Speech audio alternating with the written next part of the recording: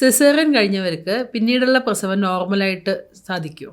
Caesarean കഴിഞ്ഞതിന് ശേഷം നമുക്ക് നോർമൽ ഡെലിവറിക്ക് ട്രൈ ചെയ്യാവുന്നതാണ്. പക്ഷേ അത് എല്ലാവർക്കും അത് സാധ്യമല്ല. ചില കണ്ടീഷൻസ് ഉണ്ട്. ഏതൊക്കെയാണ്?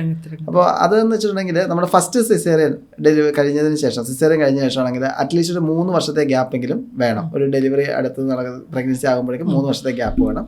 പിന്നെ അത് കൂടാതെ ഈ പ്രഗ്നൻസിയിൽ എന്തെങ്കിലും തരത്തിലുള്ള കോംപ്ലിക്കേഷൻസ്, അതായത് പ്രഷറോ അല്ലെങ്കിൽ ഷുഗറോ അല്ലെന്നുണ്ടെങ്കിൽ വേറെ എന്തെങ്കിലും തരത്തിലുള്ള കോംപ്ലിക്കേഷൻസ് ഉണ്ടെന്നുണ്ടെങ്കിൽ നമുക്കത് നോർമൽ ഡെലിവറിക്ക് വെക്കാൻ പറ്റത്തില്ല. പിന്നീട് വേറെന്ന് പറഞ്ഞിട്ടുണ്ടെങ്കിൽ ഈ ഫസ്റ്റ് ചെയ്ത സിസേറിയൻ്റെ സമയത്ത് ഇപ്പോൾ എന്തെങ്കിലും തരം വൂണ്ട് ഇൻഫെക്ഷൻ ഉണ്ടായിരുന്നു, അല്ലെന്നുണ്ടെങ്കിൽ എന്തെങ്കിലും പനിയുണ്ടോ, ഇൻഫെക്ഷൻ എന്തെങ്കിലും ഉണ്ടായിട്ട് ആ ആദ്യത്തെ സ്റ്റിച്ച് വീക്കാണെങ്കിൽ, അതായത് അതിന് ബലക്കുറവ് ഉണ്ടെന്നുണ്ടെങ്കിൽ നമ്മൾ അതിന് രണ്ടാമത് നോർമൽ ഡെലിവറിക്ക് നമ്മൾ നോക്കാറില്ല. കാരണം എന്ന് വെച്ചാൽ ചിലപ്പോൾ ആ സ്റ്റിച്ച് വിട്ടുപോകാൻ സാധ്യത കൂടുതലായതുകൊണ്ട് നമ്മൾ സിസേറിയൻ തന്നെയാണ് നമ്മൾ ചെയ്യാറുള്ളത്.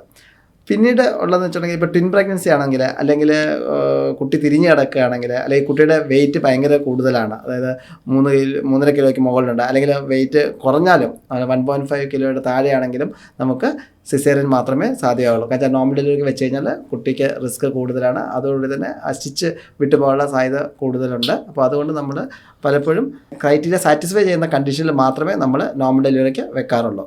പിന്നെ ചിലപ്പോൾ എന്തെങ്കിലും തരത്തിലുള്ള കോംപ്ലിക്കേഷൻസ് വരികയാണ്, പെട്ടെന്ന് സ്റ്റിച്ച് വിട്ടുപോകണമെങ്കിൽ ഉടനെ തന്നെ സിസേറിയൻ ചെയ്യേണ്ട ഒരു സാഹചര്യം വന്നു കഴിഞ്ഞാൽ 24 അവർ അനസ്തെറ്റിസ്റ്റും തിയേറ്റർ സെറ്റപ്പുള്ള ഒരു സെൻറ്ററിൽ മാത്രമേ നമുക്ക് ഈ ഡെലിവറിക്ക് വെക്കാൻ പറ്റുകയുള്ളൂ.